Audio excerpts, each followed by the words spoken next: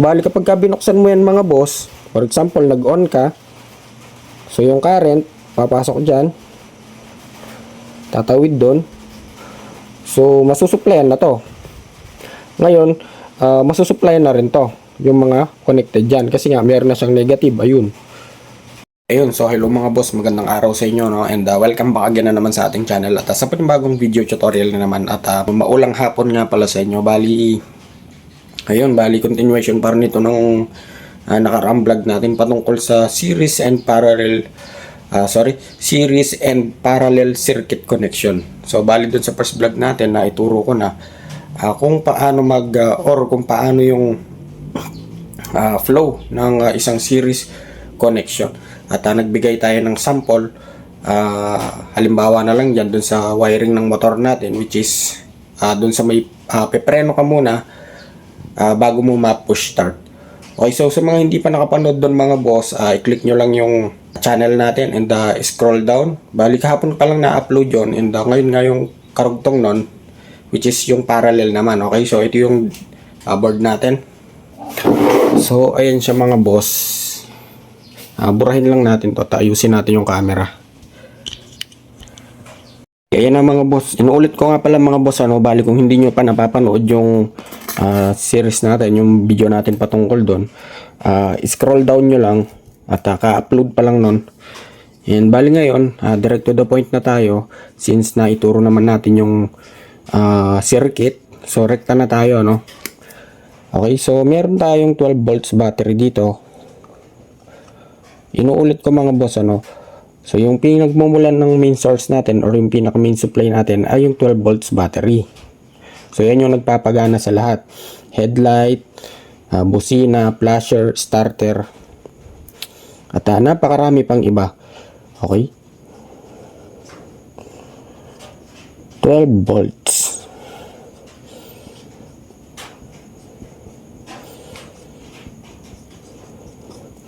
Yan, 12 volts battery. Siyempre, meron tayong positive at negative dyan. At pagkatapos, andito ulit yung wirings natin, yung mga wires natin. So, may wire yan. Positive, negative nga. So, lagyan na ulit natin agad ng switch yan. Yun. Tapos, yung karugtong yan. So, dito na pupunta. So, yung ginamit natin dun sa may series is 4 valve. So gamit din tayo ng 4 valve or 4 na bombilya. So ito yung bombilya natin.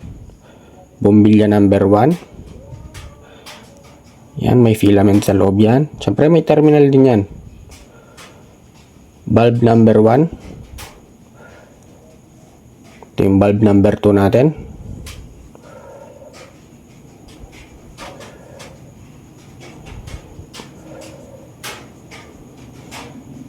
Valve number 3.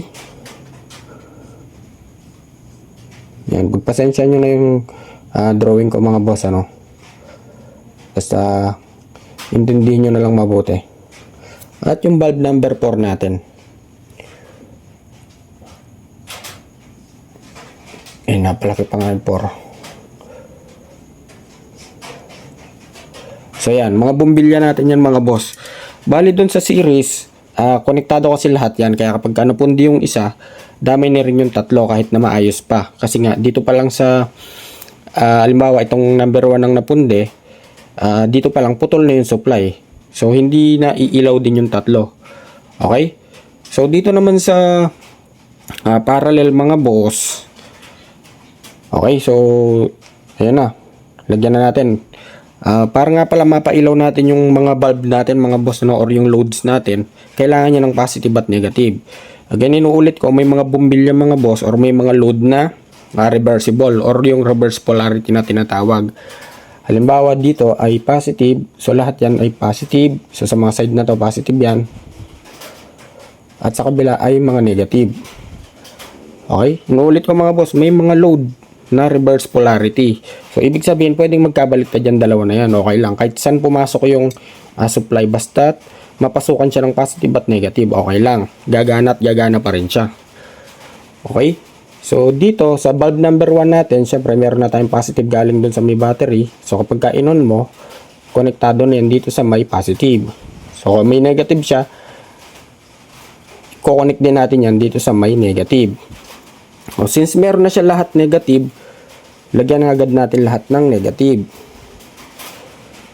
Yun. Yun. Ayun. Okay? So, may negative na lahat mga boss. Bali, positive na lang ang wala. Since meron naman tong, yung isa natin ay may switch na, kapag ka-in-on mo to, ito yung on. Ayan na, umuulan na mga boss. Ito yung off. So, kapag ka-in-on mo to, iilaw to, pero ito, hindi kasi wala pa siyang supply. Okay? Ngayon mga boss, kukuha tayo ng supply dito. For example, dito sa positive terminal ng battery, kukuha tayo ng supply dyan. Pwede nating lagyan ng separate switch yung mga yan. Okay? So, for example, dito, kuha tayo ng supply sa positive. Lagyan natin ng switch. Jump natin at itap natin dito sa may positive ng bulb number 2. Iilaw na rin yung number 2 natin kasi may separate switch na rin siya. So, same lang din dun sa 3 and 4 mga boss. Okay, so kuha ulit tayo dito. Positive, lagyan natin ng switch.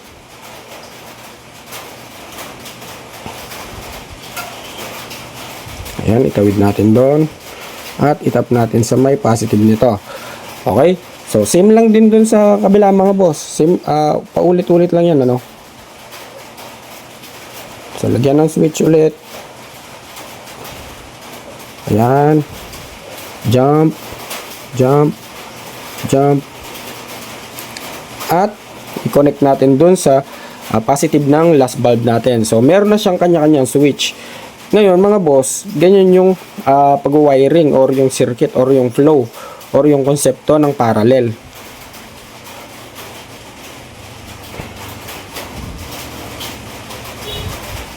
Parallel.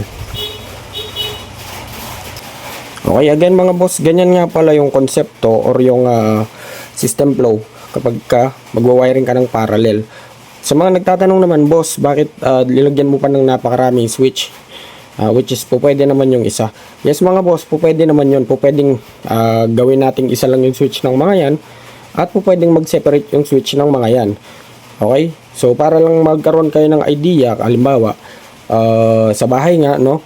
Kapag pupunta kayo ng kusina, syempre, magkaiwalay yung switch ng ilaw sa kusina sa ilaw dun sa may CR. So bali ganun yan. Pero, ayun, dun tayo sa may isang switch lang. Pero before natin burahin yung mga boss, ayun nga, inuulit ko, parallel. Ang kagandahan ng parallel mga boss, kapag napundi yung isang bombilya, walang kinalaman yung tatlo dyan. Kasi nga, ayun, kita nyo naman, magkakahiwala yung circuit nilang tatlo. So, bali ganyan siya. Okay? Burahin na natin. So, gawin natin isa lang yung switch ng 4 na yan.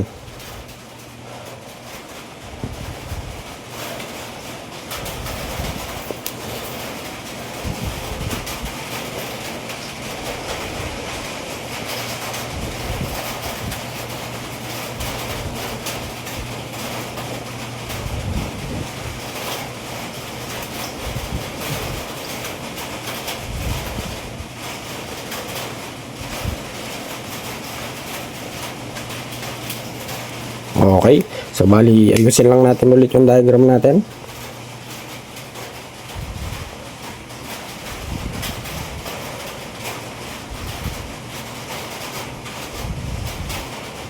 Okay, so bali kung kukuha tayo ng supply dito mga boss, dito sa may main switch natin, kasi nga paiilawin natin yung tatlo na yan.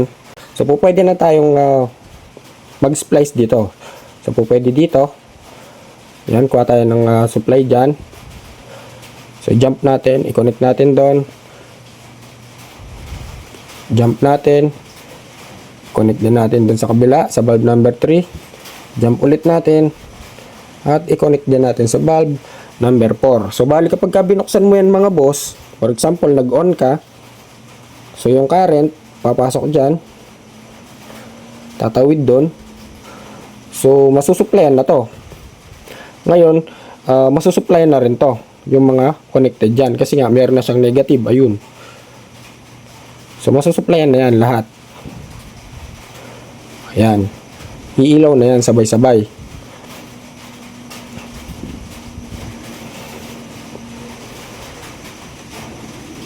Ayan. So, bali iilaw na yan. Kasi nga, isa lang yung switch nilang 4.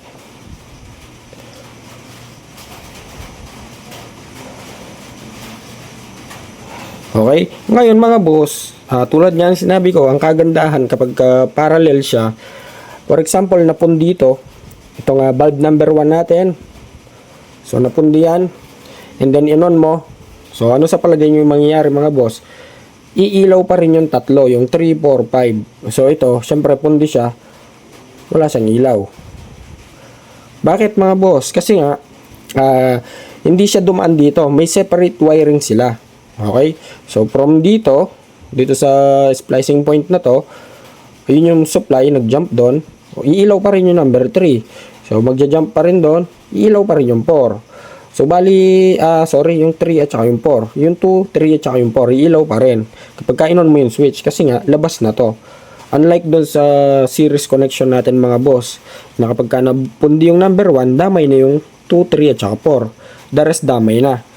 Okay? Sana na-gets nyo mga boss, sana naintindihan nyo sa paliwanag natin.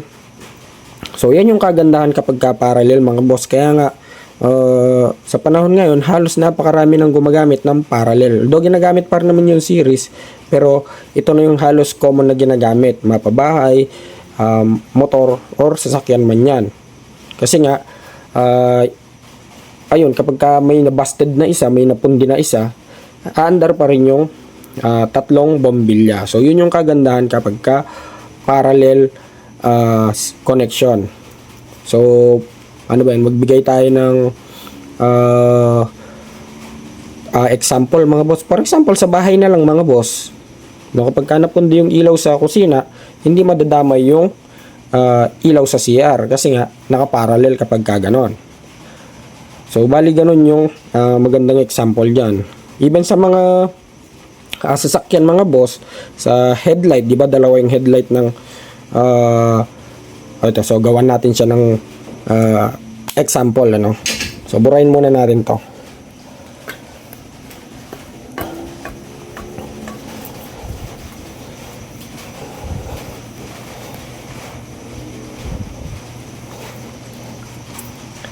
Okay, so 12 volts battery.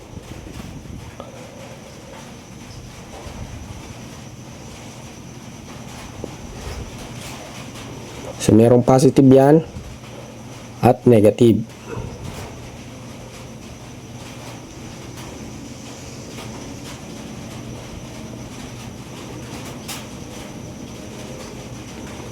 Okay. So, headlight tayo ng halimbawa sa sasakyan na lang, ano. Siyempre, may relay yon. So, sabihin na natin wala ng relay. Basta typical na headlight na lang para hindi na maging ano bang tawag dito, para hindi na lumalim masyado yung or hindi na maging crucial yung paliwanag natin. So sa positive, ayan, may wire dyan, syempre yung lagi natin ginagawa, switch. Yan, pupunta na ngayon yan. Sasabihin na natin dalawa yung headlight bulb ng sasakyan. Yun yung filament.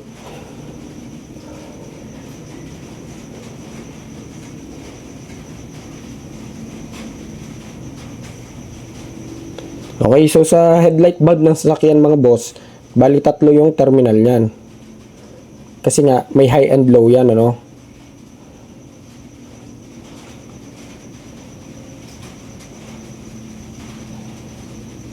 Ayan. And then sa tatlo na yan, automatically ang isa dyan ay negative na. So sabihin na natin yung nasa may right side. Okay, so dito. Yan. So, i-connect na agad natin yan sa negative. Yan, same lang din dito sa may kabila. So, ayan, connected na mga boss. And then, next naman, urong natin tong switch natin, yung wire natin. And then, next naman, may dalawang terminal pa, no?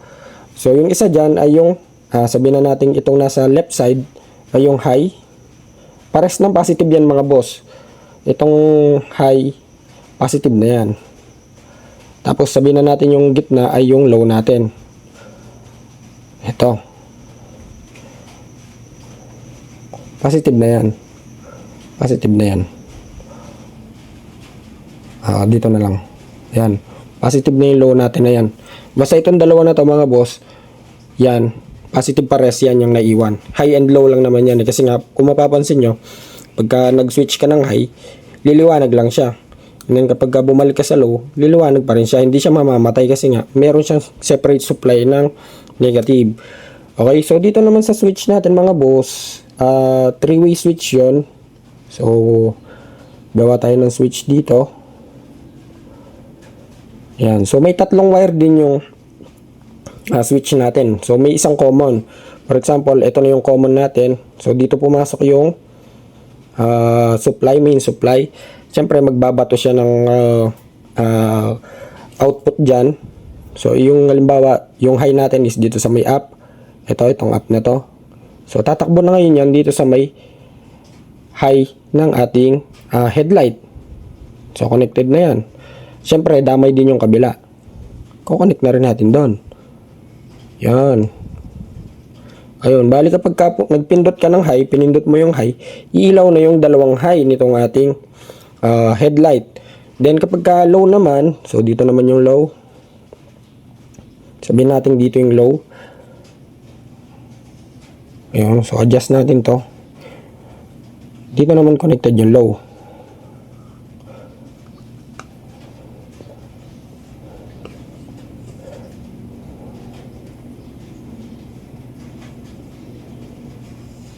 Okay.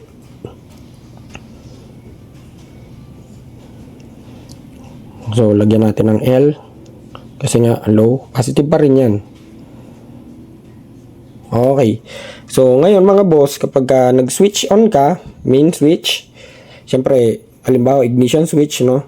In-on mo yung susian, automatically, gagana na yung headlight natin yung dalawa. Kasi nga, naka-trigger na agad dyan yung low beam. Ito. Itong nasa baba. Okay? Ngayon, kapag magsuswitch ka ng high, mamamatay yung low beam, iilaw naman yung high beam. So, ganun lang ka simple yung wiring ng sasakyan mga boss. Wala pa relay yan, ano? Ngayon, since parallel nga tayo, imagine ninyo, excuse me, napundi itong isa natin, itong left bulb. So, imagine ninyo, napundi, palagay nyo, iilaw pa rin ba yung right? Yes mga boss, kasi nga separate siya ng supply, hindi siya series. Okay, so ganun yung kagandahan kapag parallel. Okay, so sabihin natin pundido na yung ating left bulb. So ito na lang yung ilaw. Paano siya iilaw? So kapag nag low beam ka, pundido na yon. Madagdag ko nga lang pala mga boss, ano. So double contact nga pala yung mga headlight ng sasakyan, even yung sa mga motor. So minsan napupundi yung high beam at minsan naman napupundi yung low beam. Kaya mapapansin nyo, may high beam yung isa wala.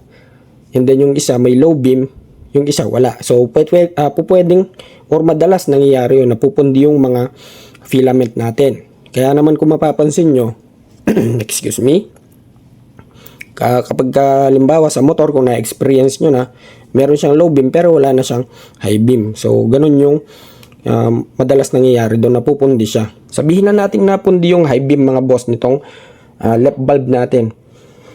Aandar pa rin siya, no? Ang problema nga lang, yung left bulb natin, wala na siyang high beam. Puro na lang siya low beam. Pero yung isa may high beam pa kasi buo pa yung filament nitong dalawa. So, yun yung kagandahan kapag parallel, ano? Ayun. So, for example, sinusi natin yung ignition switch. On. So, naka-on ngayon yan. Yung current, tatakbo. Pupunta na dito sa switch. So, automatically yung trigger dyan, yung low beam, syempre. Ilaw na agad yung low beam natin. So, may ilaw yan.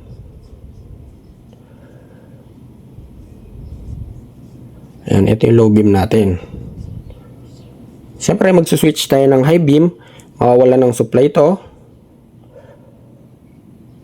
Mawawala ng supply yung low beam. Mapupunta naman sa high beam. Dito naman. Ang problema, pundido nga yung high beam nitong kabilang bombilya natin. Hindi na siya iilaw. Pero itong kabila, ayun, since konektado siya dito, may supply pa rin siya, nadadaanan. So, dyan siya dadaan.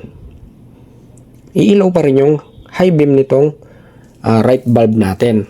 So, bali ganun lang kasimple mga boss. Sana nuggets nyo. At, ayun, bali hanggang dito na lang muna siguro.